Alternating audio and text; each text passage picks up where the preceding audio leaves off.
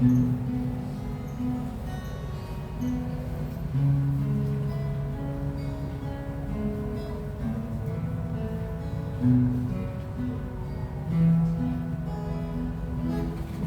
chạm đến trái tim con, thì từ phút giây tận trong đất sâu cháy lên một tình yêu.